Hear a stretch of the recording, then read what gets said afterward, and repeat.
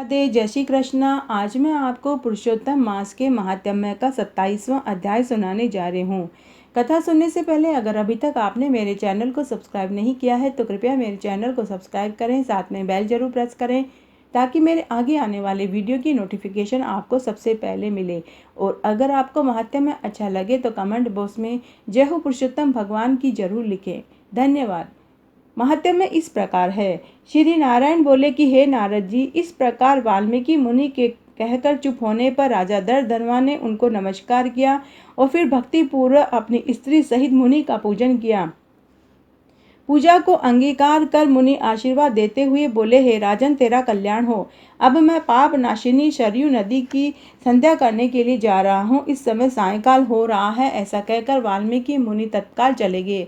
राजा दूर तक वाल्मीकि को पहुंचाकर अपने महल को लौट आए और अपनी गुण सुंदरी रानी से बोले, हे सुंदरी, राग द्वेष लोभ मोह मद मात्सर्य इन 6 शत्रुओं से भरे हुए गंधर्व रूपी नगर के समान इस असार संसार में मनुष्यों को क्या सुख है। कीड़ा विष्टा राग नामधारी और बात पित्त कफ से युक्त मल मूत्र रक्त से व्याप्त इस देह से क्या मोह है।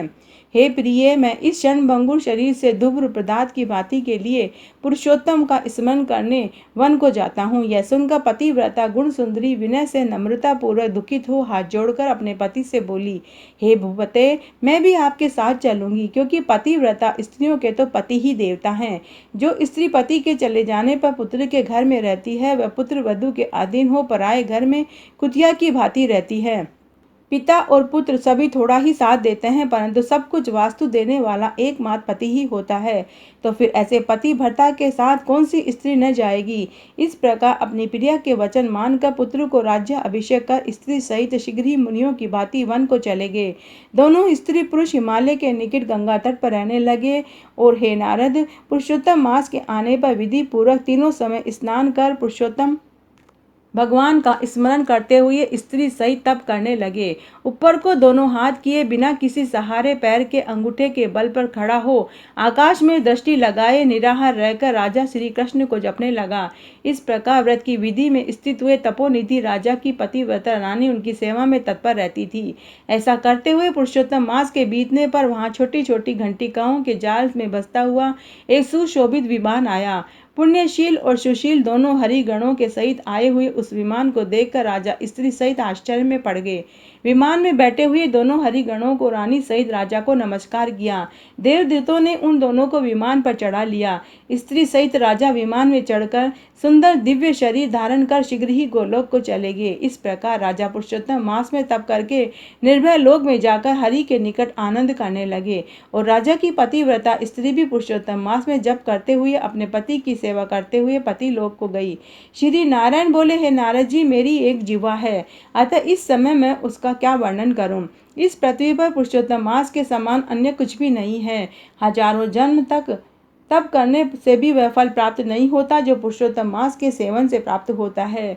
पुरुषोत्तम मास में भूल कर भी उपवास दान स्नान जप करने से जन्म जन्मांतर के पाप नाश हो जाते हैं। जैसे पुरुषोत्तम मास में अनजाने में एक बंदर के 3 दिन तक स्नान करने से ही पूर्व जन्म के सब पापों के समूह नाश हो गए और वह भी दिव्य शरीर धारण करके विमान पर चढ़कर वृद्धावस्था तथा मृत्यु से रहित होकर दिव्य लोक को गया। इसलिए यह सब मासों में अत्यंत श्रेष्ठ पुरुषोत्तम मास है।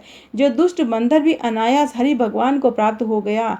जो पुरुषोत्तम मास का सेवन नहीं करने वे महामूढ़ हैं, वे धन्य हैं, कृतार्थ हैं, उनका जन्म सफल है जो स्नान दान जप उपवास आदि करते हैं। नारद जी बोले, वेद में संपूर्ण अर्थों का साधन मनुष्य जन्म कहा गया है, परंतु बंदर भी अनजाने बंधन से मुक्त हो गया, यह आश्चर्य की बात है। ए तपोनिधे, सब लोगों के हित के लिए ये कथा भी मुझसे कहो। उस बंदर ने 3 रात्रि कहाँ स्नान किया, वह बंदर कौन था, क्या खाता था, कहाँ उत्पन्न हुआ और कहाँ रहता था, उसको किस कारण से पुरुषोत्तम मास का ऐसा श्रेष्ठ फल प्राप्त हुआ, वह कथा मैं सुनना चाहता हूँ, मुझे जिज्ञासा है। अतः विस्तार पूर्वक हमें बताइए, क्योंकि मुझे आपके मुख से कथा रूपी अमृत सुनते सुनते तृप्ति नहीं हो रही है।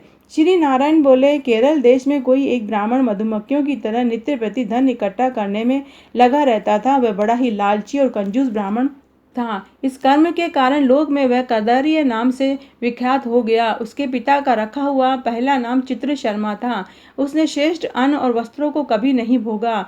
उस दुर्बुद्धि ने न कभी हवन किया, न कभी पितरों का श्राद्ध किया। अपनी ख्याति के लिए कुछ भी नहीं किया। स्त्री पुत्रादि का भी पालन नहीं किया। अन्याय से इकट्ठे किए हुए धन को पृथ्वी में गाड़ दिया था। और न कभी माघ मास में तिल का दान किया, न कार्तिक मास में दीप दान किया, न ब्राह्मण भोजन कराया।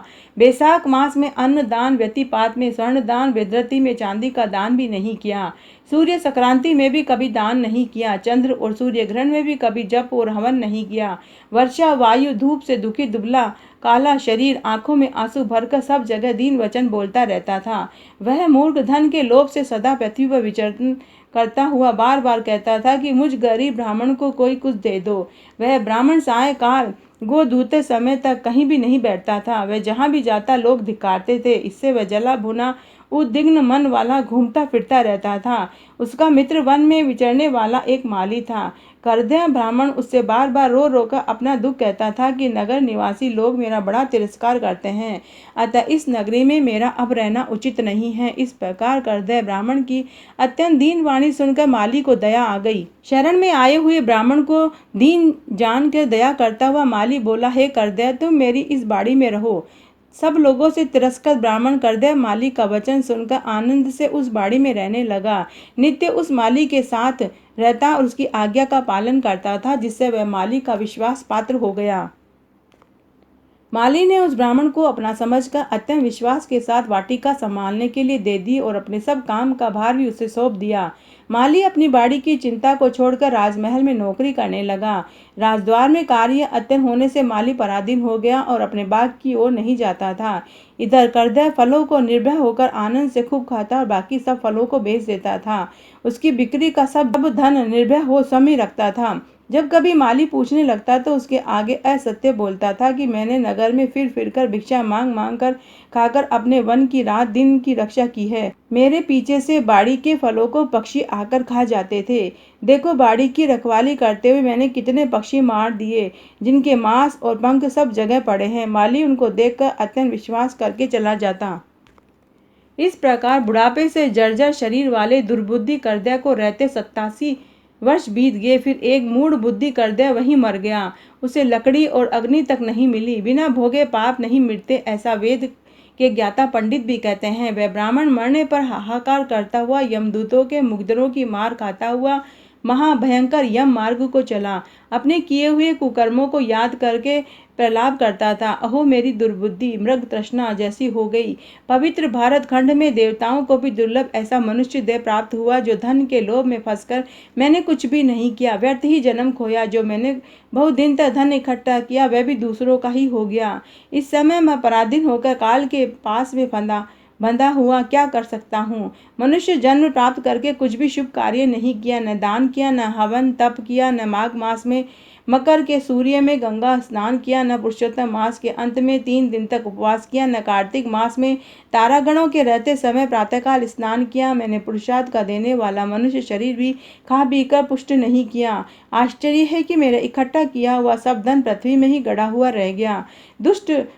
मुझ दुष्ट बुद्धि ने जीवन पर्यंत जीवों को कष्ट दिया। मैंने कभी भी अपनी जठरांगनी को अन्न से तृप्त नहीं किया, कभी भी खर्च करके श्रेष्ठ वस्त्रों से शरीर को नहीं ढका। न समाज के लोगों को, न परिवार को, न बंधु बांधवों को, न बहन भांजा जमाई को, न पुत्री पिता माता छोटे भाई पतिव्रता स्त्री देवता ब्राह्मण आदि किसी को भी कभी भी संतुष्ट नहीं किया और न ही मिठाई आदि से एक बार भी किसी को तृप्त किया। इस प्रकार विलाप करते हुए ब्राह्मण को यमराज के दूत यमराज के निकट ले गए। चित्रगुप्त उसके शुभ अशुभ कर्मों को देखकर अपने स्वामी धर्मराज से बोले, हे महाराज, धन का लोभी यह करदय ब्राह्मण अधम है। इसने माली का विश्वास पात्र बनकर विश्वासघात किया। यह स्वयं फलों को चुराकर खाता था, शेष चुराए हुए फलों को धन के लोभ में बेच देता था। अतः इसके ऊपर पहले फल चुराने का पाप है, दूसरा अत्यंत विश्वासघात का पाप है। यह 2 पाप अत्यंत उग्र हैं। इसके और भी अनेक पाप हैं। श्री नारायण बोले, नारद जी, चित्रगुप्त के वचन सुनकर धर्मराज अत्यंत क्रोधित होकर बोले, इसे 1000 जन्म तक बंदर की योनि में रखो, इसके पश्चात ही इसे विश्वासघात का फल मिलेगा। तो आज मैंने आपको पुरुषोत्तम मास के महात्म्य का 27वां अध्याय सुनाया। अगर आपको यह पसंद आता है तो अपने दोस्तों और रिश्तेदारों में ज़्यादा से ज़्यादा शेयर करके पुण्य कमाएं। धन्यवाद।